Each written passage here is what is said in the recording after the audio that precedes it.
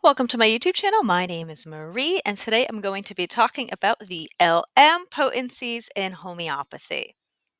Medical disclaimer: nothing here is meant to be taken as medical advice. I'm merely sharing homeopathic tradition.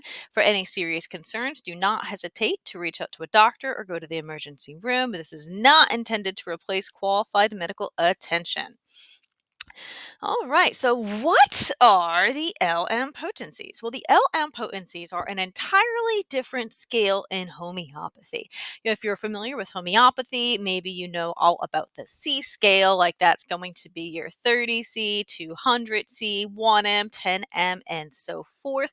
And with those, you usually see them as the pellets. They are like in the little blue or purple Barian tubes, and they say like 30C on them. And they're usually just dry. They're little pellets you can just take in your mouth.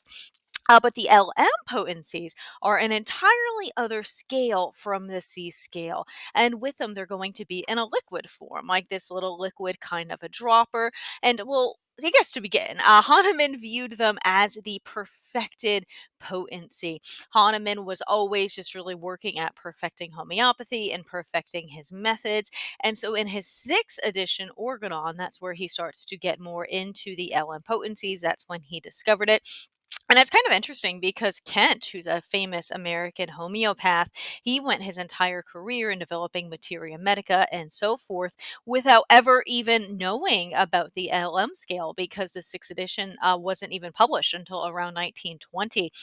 So overall, it's kind of in some ways a newer kind of an understanding because a lot of the original great homeopaths didn't even know about the LM scale to use it. But again, though, just to continue, they're going to be it's liquid based rather than in pellet form, and they're going to be indicated just for very deep chronic types of disease in which tissue change has happened or tissue change is needed to heal. But yet at the same time, they're very gentle. Like it's said to be, for example, as deep as like the mega potencies, just extraordinarily deep acting, yet as gentle as like 3C or 6C. All right, so now you might be wondering, well, when do I even use these? Like, when do they even apply? I view them as applying for a few different kinds of scenarios. For instance, Hahnemann first even created the scale because he noticed there would be a lot of instances in which somebody would have some type of a disease, some sort of an issue, and 30C would help, and then 200C would help. But then for some reason, 1M would fail to help, but the issue would still be there. So he was like, all right, well, what do I do? So Hahnemann developed the LM scale. So right off the bat, if you run into the issue where you have some kind of, a problem and 30C helps and 200C helps, so then, you progress to 1M, but 1M does not help, that would be right off the bat a very clear indicator of going to the LM scale. Or another type of an issue in which I see them needed is if, let's say, you take a remedy and it aggravates at 30C. If you experience some kind of an aggravation or like detox effect at 30C, and then maybe next time you try it melted in water, water is a good way to make things more gentle, and you still aggravate, so you move down to 6C, let alone even in water, 6C still aggravates. That would mean that the issue is very deep rooted, to which the LM scale would be warranted and for which I have seen really great results. Or, let's say that there's a very deep issue and you max out the entire C scale. Like you go from 30C to 200C to 1M to 10M to 50M to CM to MM up into the mega potencies. And the issue still remains. Like you're still just finding benefits from all of the different potencies. Then in that case, then it's most likely so deeply rooted that it would be good then to then shift to the LM scale to then go through those potencies of LM1, LM2, 3, and so forth.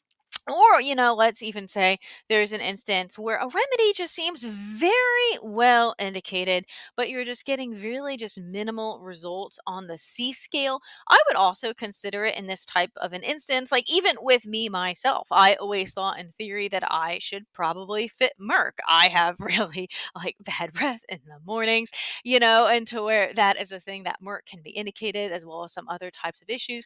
But the C scale, though, never really helped. But then I went to LM and it was huge. I had extreme, like life changing results. So in that type of an instance, I would also consider LM as well. Just if, it seems just so well indicated, but the results aren't really quite there on the C scale, it could always be worth considering for LM. All right, and then how to use it. So again, the LM potencies are like little tinctures. It's a liquid kind of a potency. So the end goal is to get to 2 drops twice per day. However, I mean, if you're a person that tried out the LM scale because of how sensitive you are to the C scale, you might find that you're even still sensitive on the LM scale. So it's good to just start off with just 1 drop and then slowly building to the 2 drops twice daily as tolerated. I mean, you don't want to give yourself, too many detox, aggravation types effects. And with that, you can do it either directly by mouth. That's what I usually prefer to do, or if you're just very sensitive, even still, you could also put it in water. You could drink the whole thing. Or again, if you're just so extremely sensitive, even just a sip of that, is good to start off with. And it's always good to start off with LM1. Like, even if, you were on like the mega potencies of the C scale before, I always like to start off at LM1 because you're going to see benefits at every one of these potencies. So I always like to start off at LM1 and slowly move up. The way that sorry.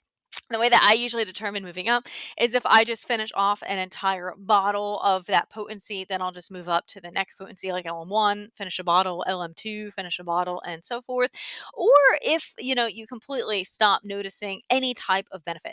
Like, let's say, you're on LM5 and it's been great, but the last, several times you've given it, you're just not really seeing any changes. Then in that type of an instance, if it seems completely maxed out, then I would probably go ahead and go to the next LM potency. All right, and then where to even get the LM potencies? My favorite place by far to get the LM potencies, this is really the only place that I even will order them from now, is going to be Helios. With Helios, so they have quite the order form that could be confusing to some people. They have options like form, size, and then potency, and so forth. So with the LM potencies, when ordering from Helios, I always select form and then put LM liquid 10% alcohol, and then for size, I do 10 mLM. Size is going to be the bottle size. This is 10 LMM. It's just a little tincture. That's what I always like to get. And also, when ordering from Helios, if you're not in the UK, like if you're in the United States, I find that it usually takes about 10-ish days from the time I order it to actually get it. So I always like to do a few at a time. So like, let's say I want to order LM1, I'll go ahead and I'll order LM1, LM2, LM3, and LM4. So that way, if it maxes out, you have a few more on hand without having to wait, so long to get them. Or also just even to maximize, the shipping costs, it's always good to have a few more on hand. Well, that is the LM potencies. I hope you found that interesting or informative or helpful. Let me know your comments below and be sure to subscribe for next time.